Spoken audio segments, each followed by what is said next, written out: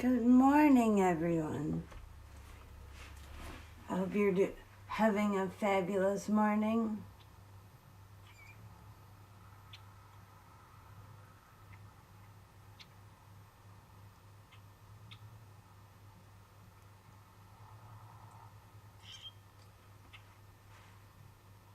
So, I don't know what we're going to talk. I have some things to talk about this morning, but I don't know.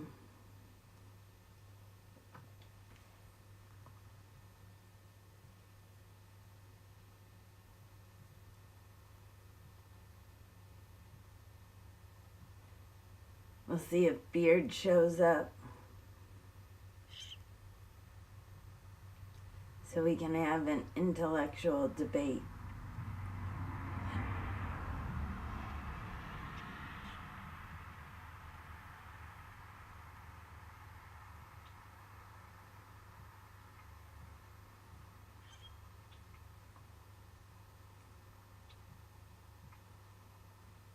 I did some research last night about John Adams, and I'm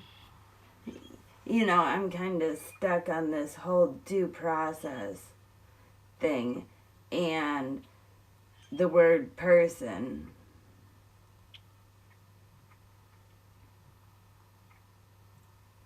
Because people seem to think that person only means citizen, which is so wrong.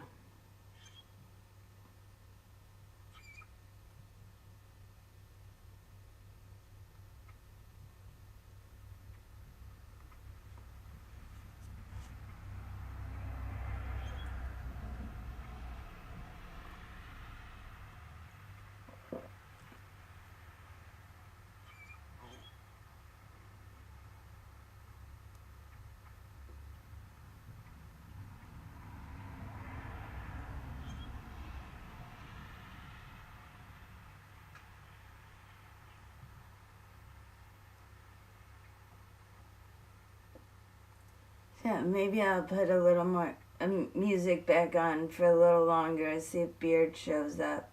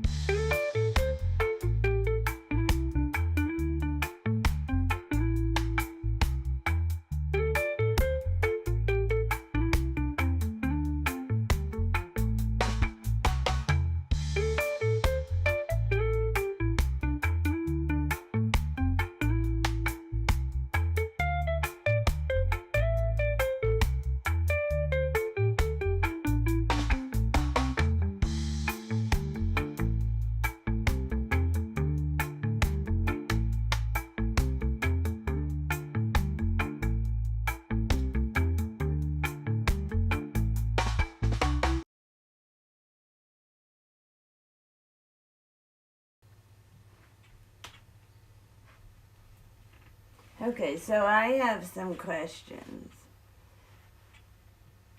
I want to know if people believe in the rule of law.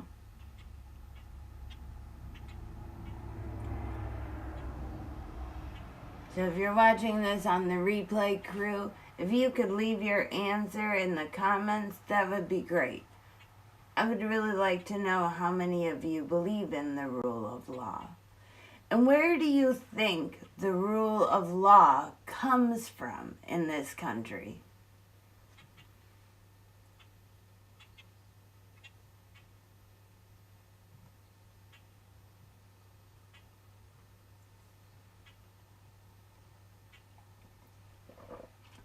Do you think that there was no rules, no laws, or anything, that people just came to this country and did whatever the fuck they wanted to?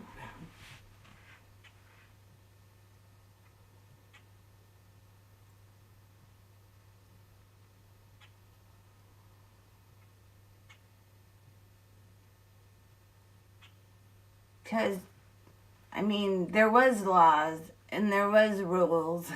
Well, rules are laws. But there were.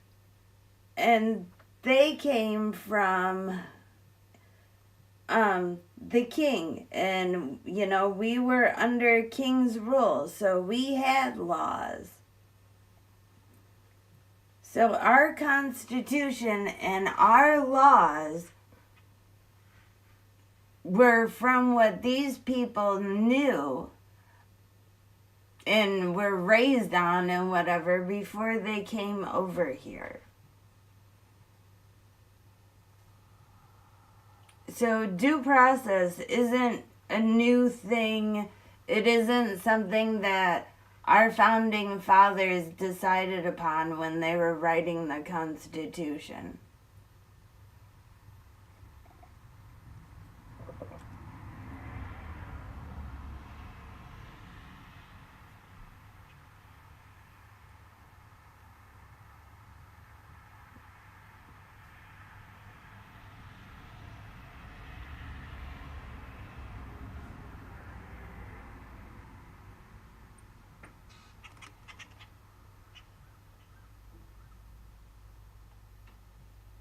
So do any of you have any idea about any of that?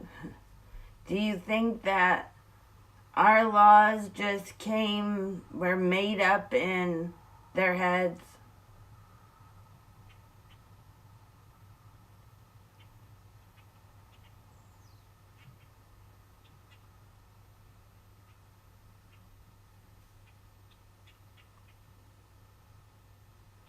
Because before we had a constitution, and when we were still under British rule, there was the Boston Massacre on March 5th, 1770,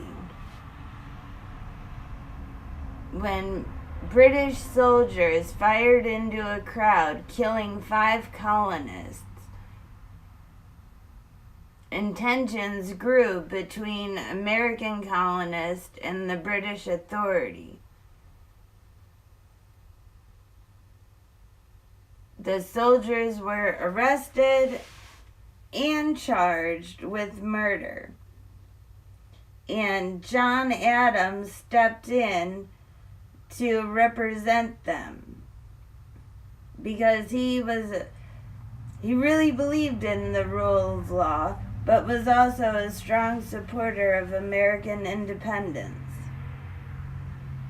He believed in the right to a fair trial.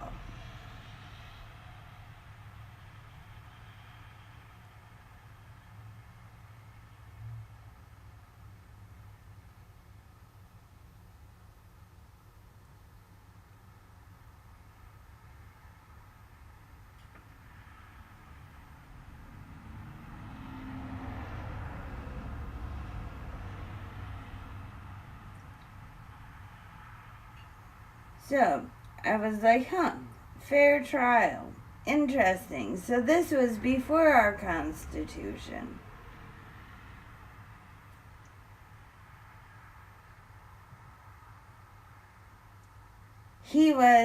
Adams was committed to justice, due process, and the rule of law.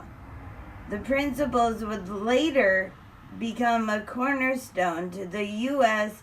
legal system.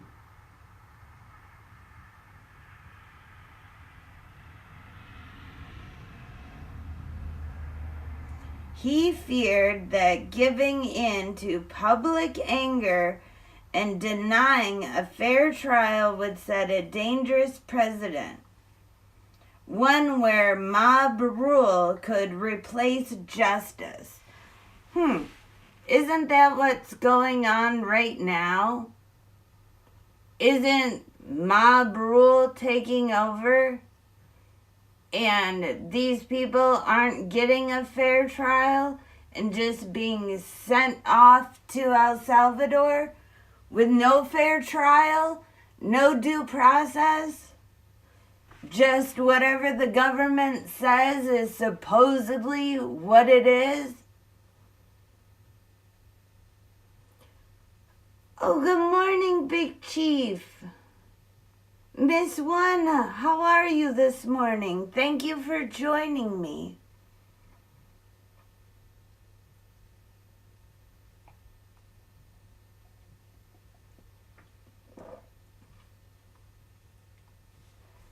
I went down a rabbit hole last night, so I'm sharing my information with you guys. And hopefully it will make you understand history and how things work. And maybe, just maybe, a bigger picture.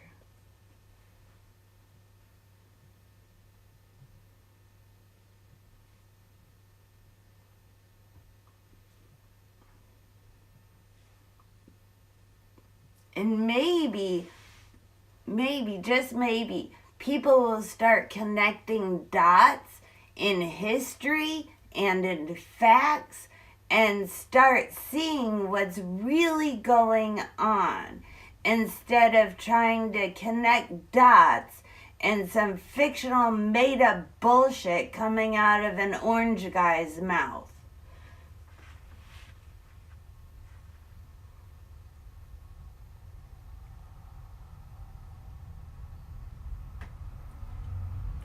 And then that fictional made-up bullshit that comes out of the orange guy's mouth, well then the red hat fuckers like to run around and repeat shit and confuse the whole fucking country.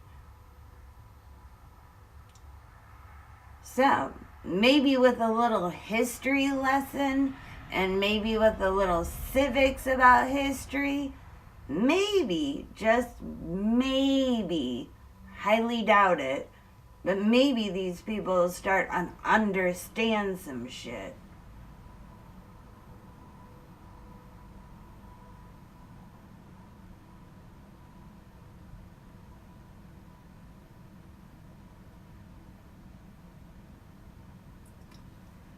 So, back to where I was. In John Adams' view, a just society had to rise above emotion and treat everyone with fairness, even during times of crisis. Do we do that? No, but, we're all running on emotion around here. So, Adams later said, facts are stubborn things, and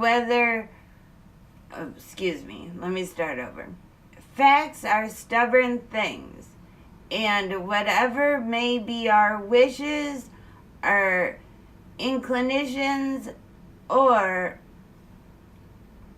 our passions, they cannot alter the state of facts and evidence. And so maybe we should go back to listening to what our founding fathers said before the Constitution was written that we should not let our passions or our wishes or our inclinations dictate fact or evidence. Just saying. He believed that protecting legal rights, even for the unpopular, was essential to building a free and fair nation. Again, we're fucking up. We're fucking up.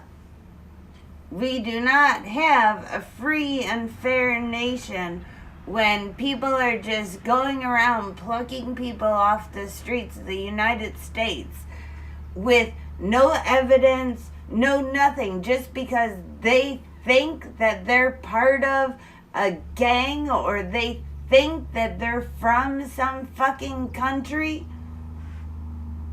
with no evidence, no fact, just inclination. It's bullshit.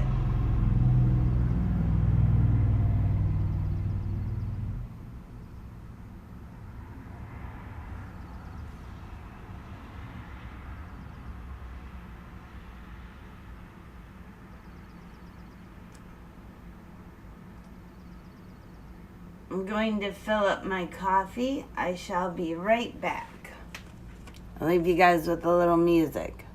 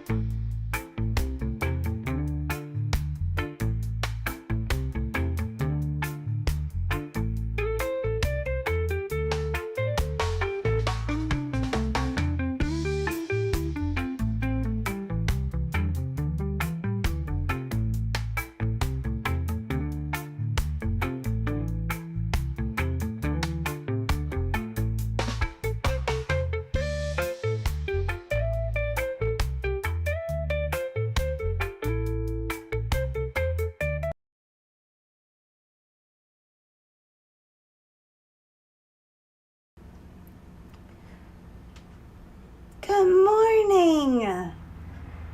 How are you this morning?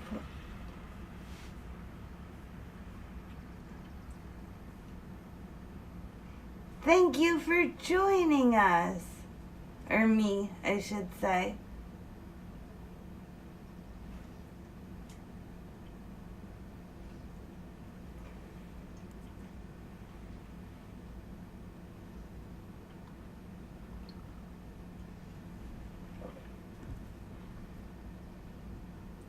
Sorry, I haven't been reading chat. I don't know if you're still here, Pasha.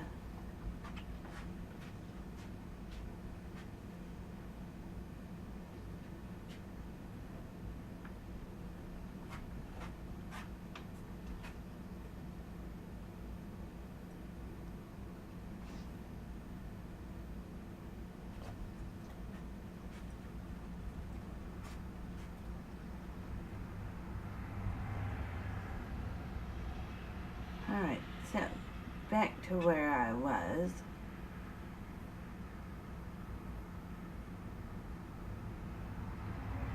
So, since the Boston Massacre happened before the Constitution was written, and due process and all of that, you may be wondering, where did the concept of due process originate? Where did it come from? So, let's take a deep dive into history, shall we? It's English going all the way back, way back in history.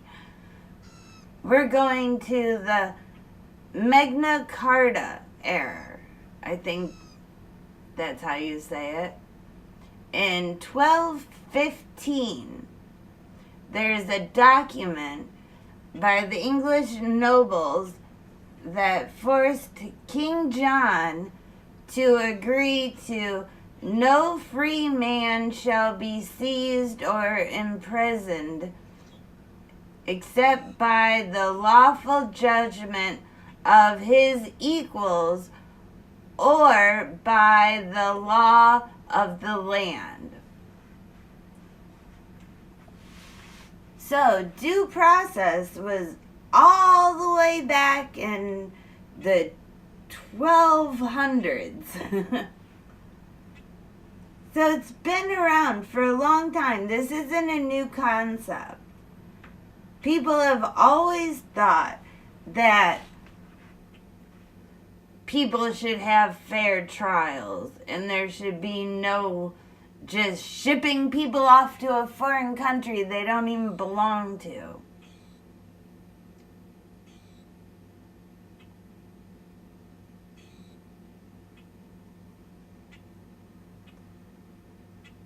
So, over time, the phrase due process of law developed, and it became a key principle in the British and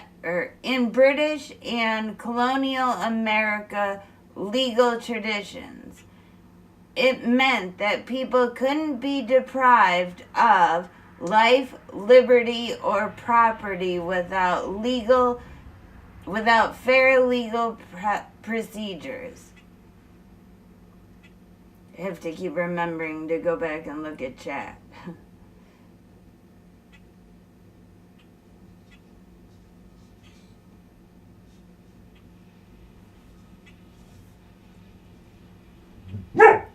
So, hold on one second. I gotta see what my dog's barking.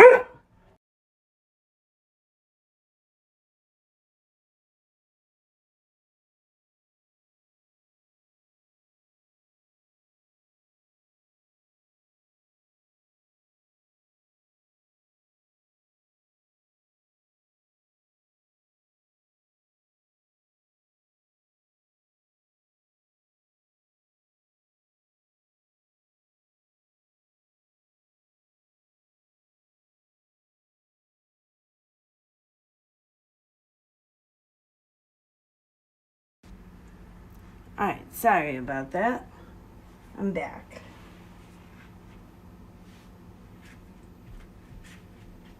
So, where were we?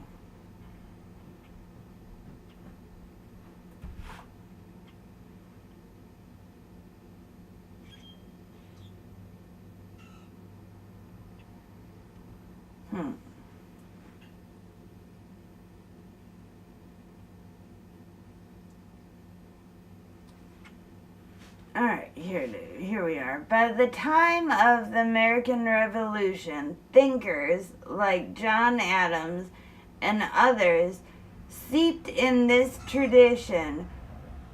When the U.S. Constitution was written, due process was included in the Fifth Amendment and later reinforced in the 14th Amendment, guaranteeing that legal procedures would apply to everyone, not just the powerful or popular. It applied to everyone.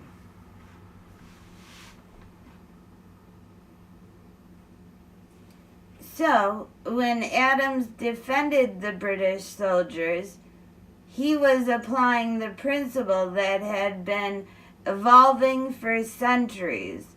justice must be based on law and fairness, not emotion or mob pressure.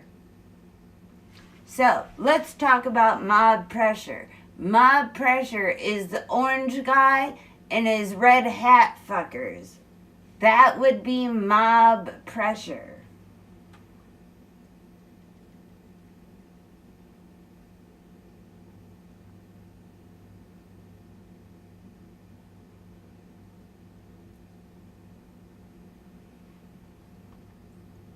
So,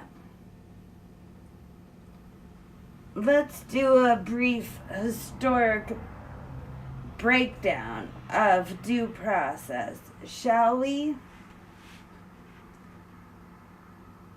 In 1215, the Magna Carta in England, quote, no free man shall be punished except by the lawful judgment of his equals or by the law of the land.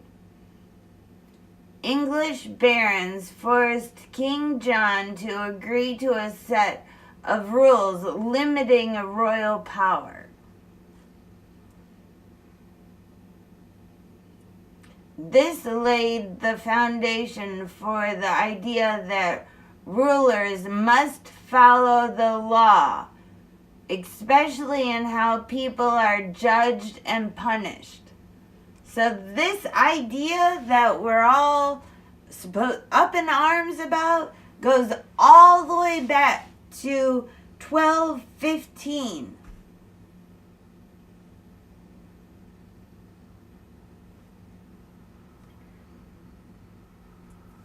And then we can go to 1354.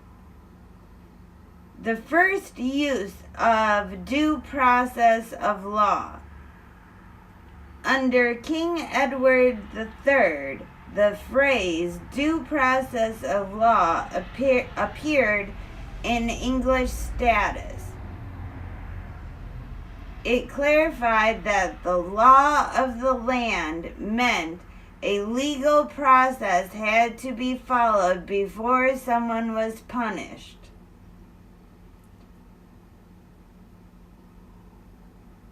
So, the Constitution is the law of the land, people. It's not the law of the people on the land. It's the law of the land that the people are on.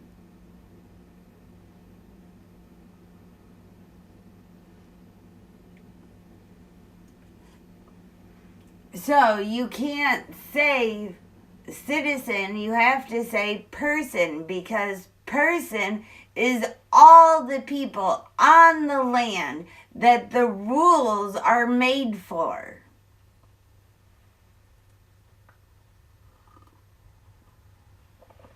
I don't understand why it's this hard for people to grasp this concept. Maybe it's because they weren't taught about history. Maybe it's because they have no idea about civics. I have no fucking idea, but it drives me crazy.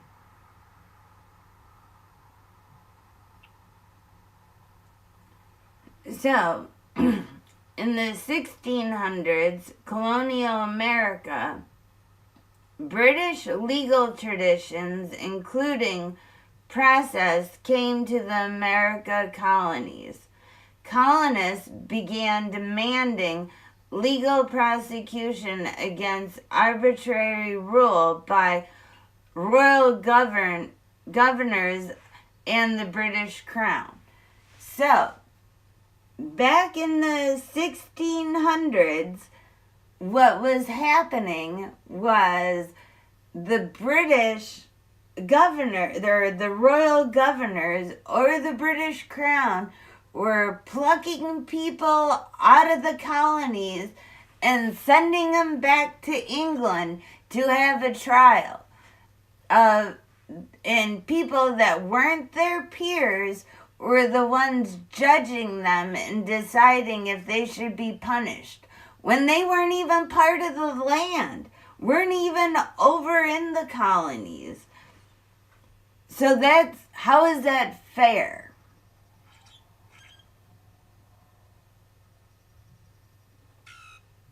That's not due process.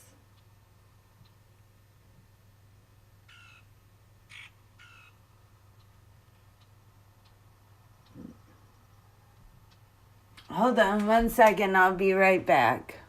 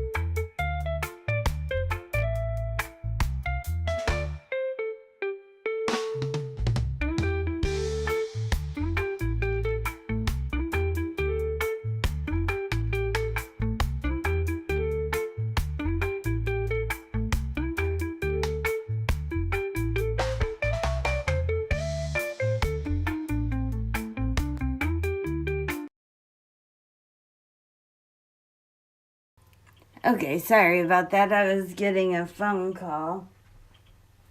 Now, back to where we were. Oops.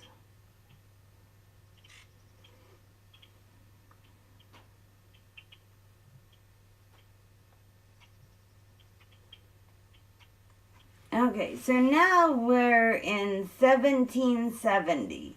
And John Adams and the Boston Massacre trial.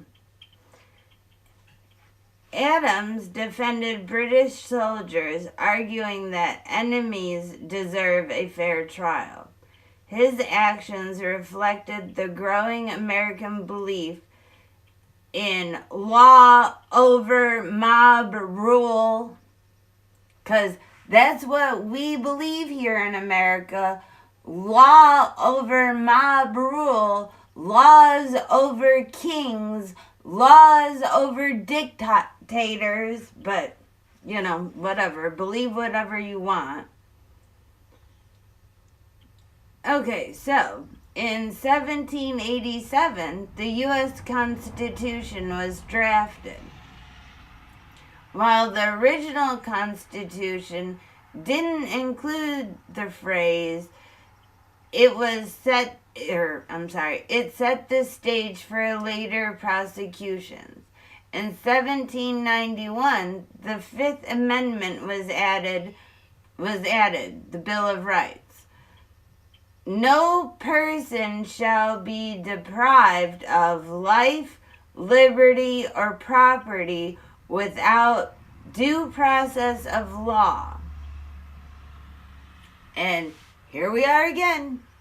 Nobody's getting due process.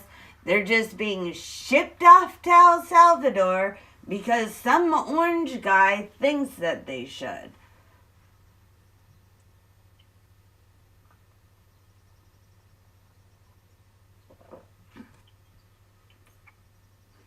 So,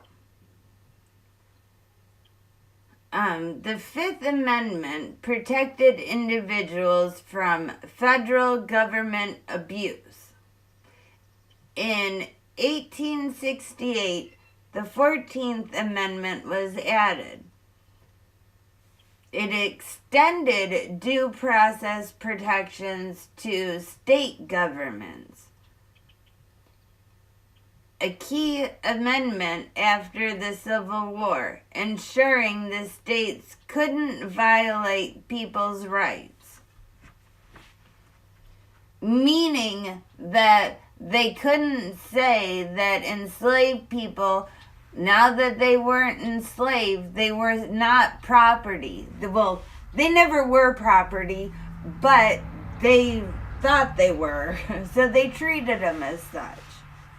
So if the 14th Amendment wasn't added, these people would still be thought of as property, which is sick and disgusting.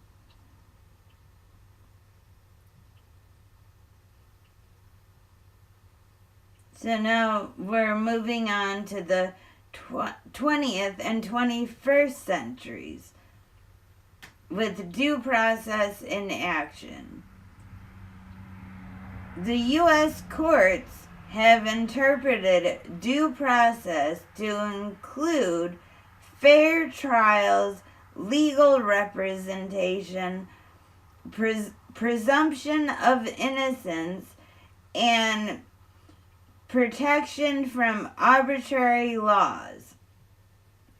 It has become a cornerstone of civil liberties in the U.S. legal system.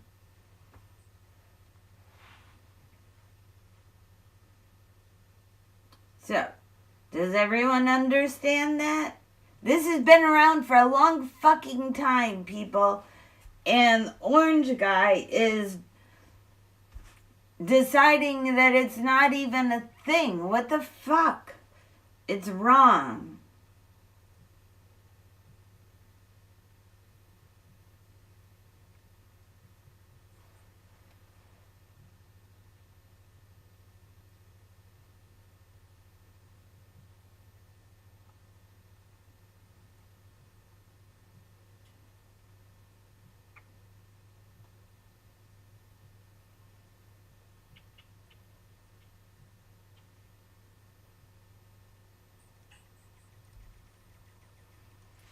So now let's break this down. Has due process always been for everyone or just one group historically?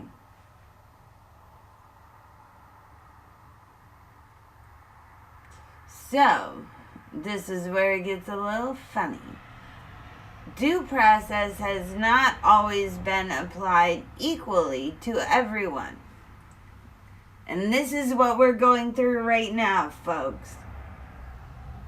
While the idea of due process is about fairness and justice for all, who actually receives those protections has varied throughout history, and it still varies. So, technically, we should be all fighting for due process to be equally applied to everyone, not just one group of people.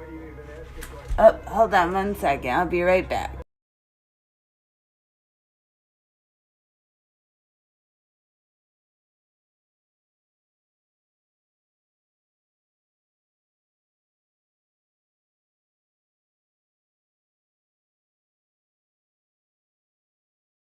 Okay, sorry about that.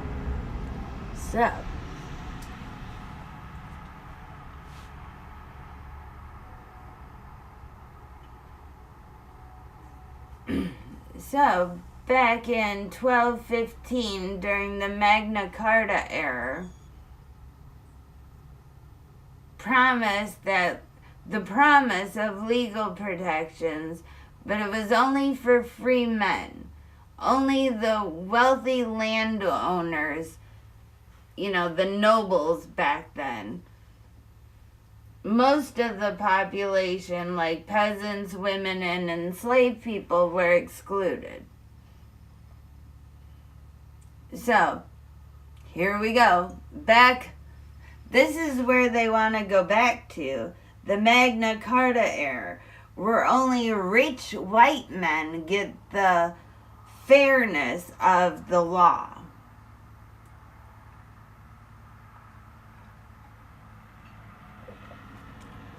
Or we can go back to the colonial America era, where legal rights and due process mainly applied to white male property owners. Enslaved Africans and Native Americans were often denied any legal rights. Women also had limited access to courts and legal autonomy. The founding of the U.S. in the late 1700s. Oh, my phone's busy this morning. 1 second, one more call.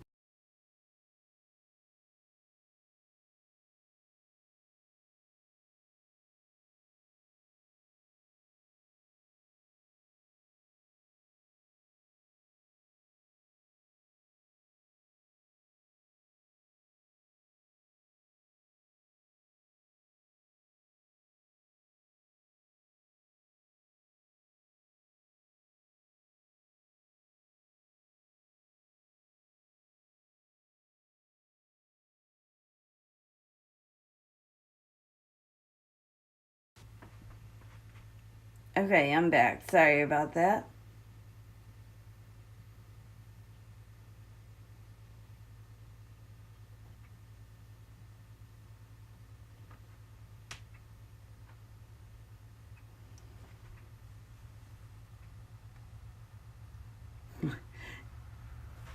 Hi, Big Chief. Have you been listening this whole time? Do you understand what I'm talking about?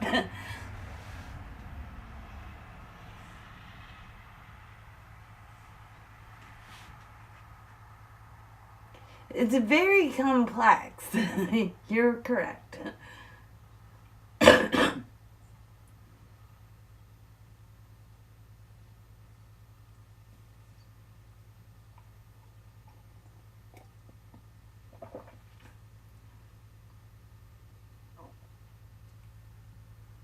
I hope people are understanding this.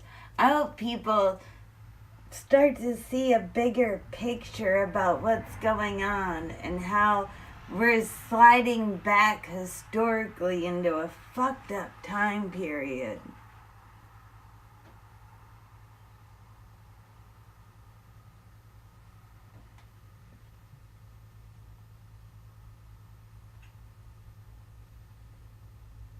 Alright, I'll check chat in a little bit. Back to where I was.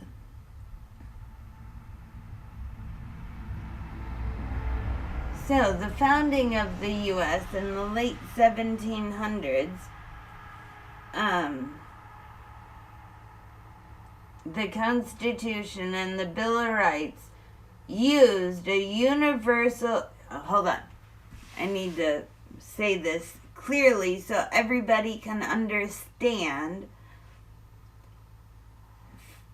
The Constitution and Bill of Rights used universal sounding language. No person shall. Universal. Did you understand that? Universal sounding. So the word persons means every fucking buddy and not just one group of people. Enslaved people had... Okay, wait, hold on. Where was I? So, that was what they wanted. But in practice, enslaved people had no legal personhood. Native nations were treated as foreign or excluded from U.S. legal protections. Women's rights were limited, and many could not testify in court or own property. In the 19th century, it was gradually expanded by the 14th Amendment, which promised... The 14th Amendment was in 1868. It promised due process at the state level. It was meant to protect formerly enslaved people. But in practice, the Jim Crow laws and discriminatory courts denied denied fair trial to many Black Americans. Native Americans were still often denied citizenship and legal protections until the Indian Citizenship Act of 1914. And I think we might dive into that too a little deeper and see what that means. And are we upholding that?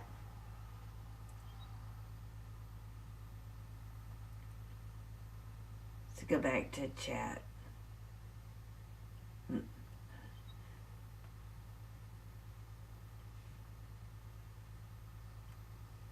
Okay, so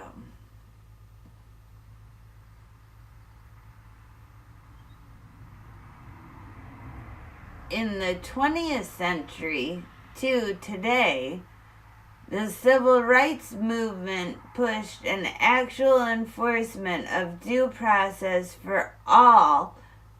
Due process for all. Did you hear that? All. The civil rights movement did that, especially for Black Americans and other marginalized groups. Landmark cases, you want some examples, some stuff you can go look up?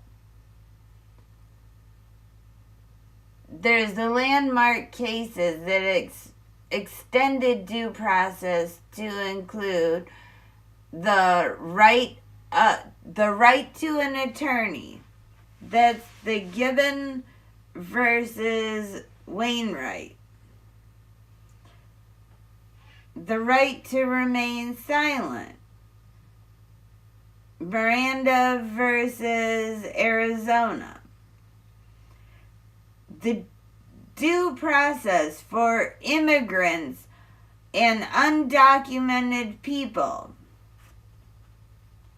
The expansion of rights for children, women, and LGBTQ plus individuals. So, do you realize that women and children, we still don't have some rights, and we're still fighting for this shit. But until the 20th century, we really didn't have shit. So, in theory, yes, due process has always meant for all, but in practice, no. The ideal of due process is fair treatment for all people, not just for one group. But real access has been shaped by power, race, class, and gender. So, right now, real access to what our Constitution is supposed to provide for all of us, everyone on this land, anyone walking on U.S. soil is supposed to be protected by fairness.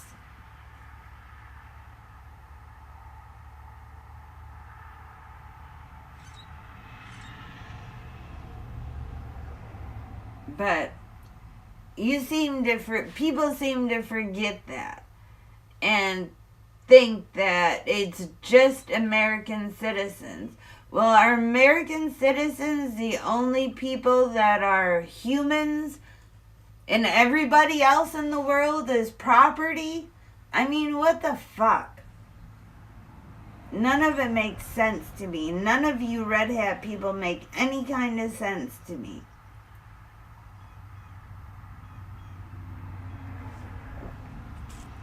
And I would actually like to have a conversation with people to actually be able to understand why the fuck they think the way they do.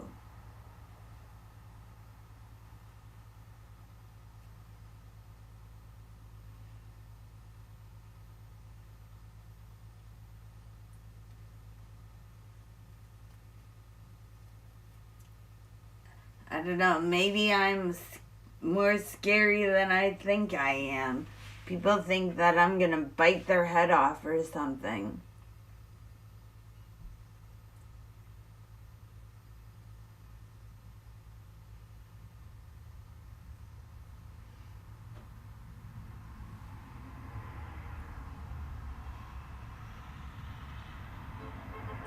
Well, alright, another phone call. I'll be back and leave you guys with some music this time.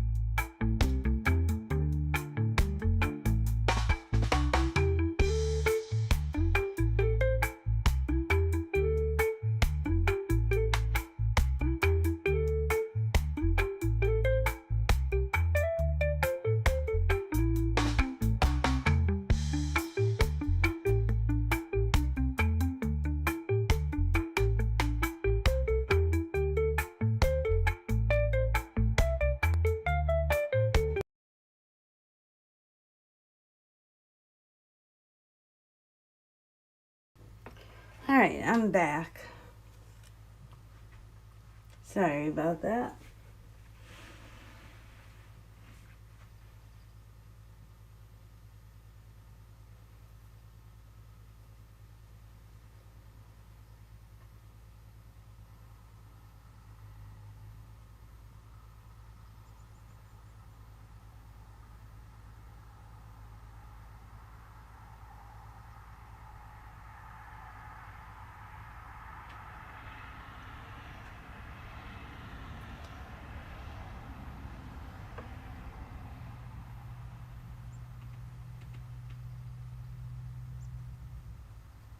So,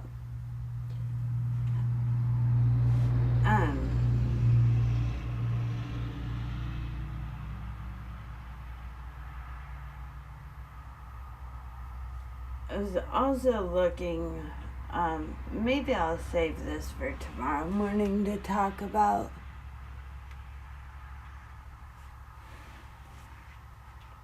I know I just hit my hour mark, so I don't know if I want to go a little longer or not. I'm getting kind of hungry.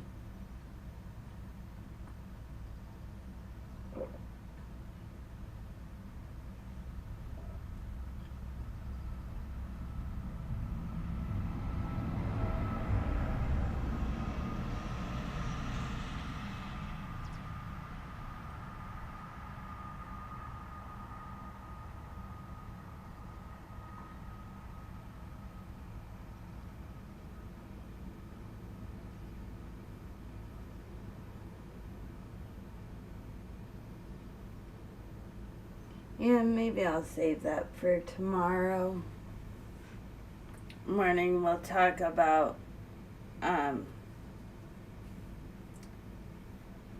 first, what's it called?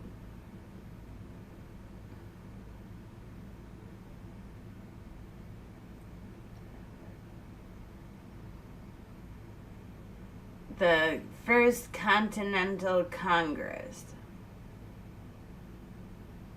in 1774, and then the Second Continental Congress from 1775 to 1781,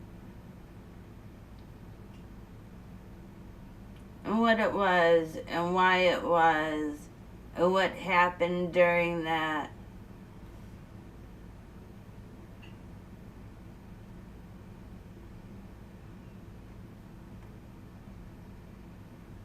And we're going to look at these things through John Adams' eyes, one of the founding fathers of this country. And he was one of the top thinkers and lawyers of that time period. And the Adams family was the first dynasty in this country, the first dynasty family of this country.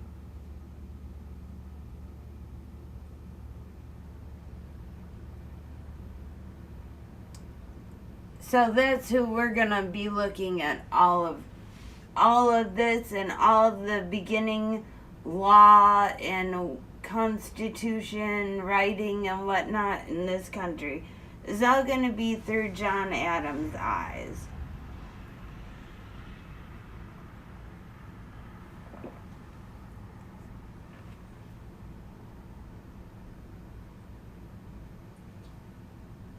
And then, when his son becomes president, John Quincy Adams, we're going to look at it through his eyes. And we're going to follow this family for a little bit in history. And we're going to learn things about history and law.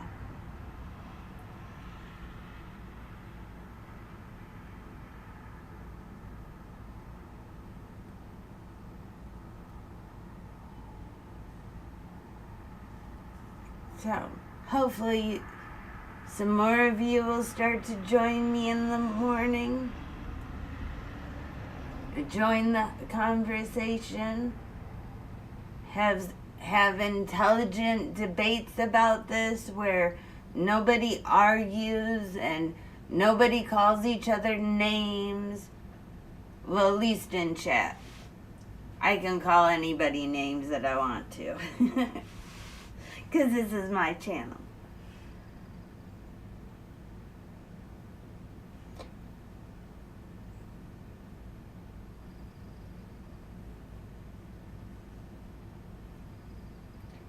But all the name calling that I do is always done in love, and it's not done in hatred.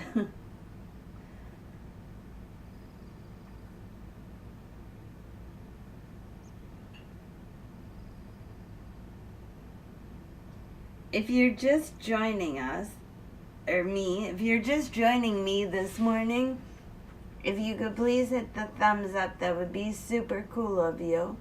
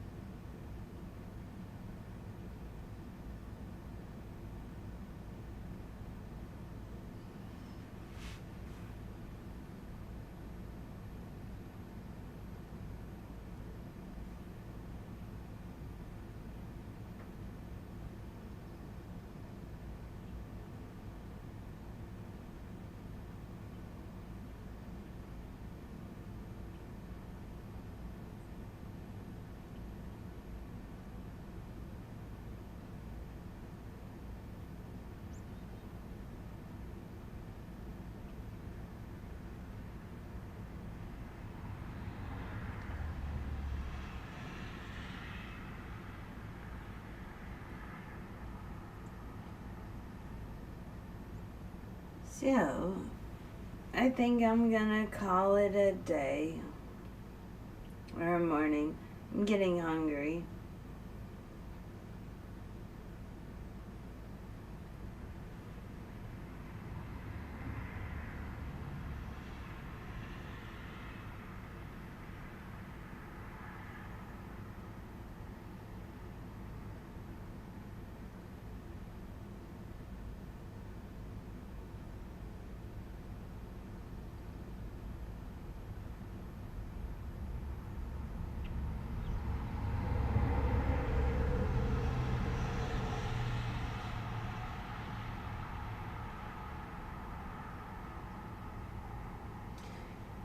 Well, have a wonderful day, everyone. Thank you for joining this morning, the ones of you that have. And thank you for watching on the replay crew, if that's what you're doing. Don't forget to hit the thumbs up. Peace and love to all that matter. And to everybody else, dial 988 if you need mental health help. And if you're in a different country, you can Google how to get mental health help, and something should come up that you can call.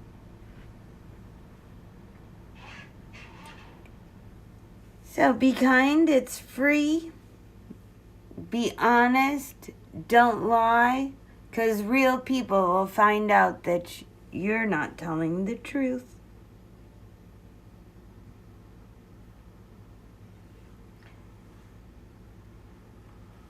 Thank you for stopping by. See y'all later. Bye.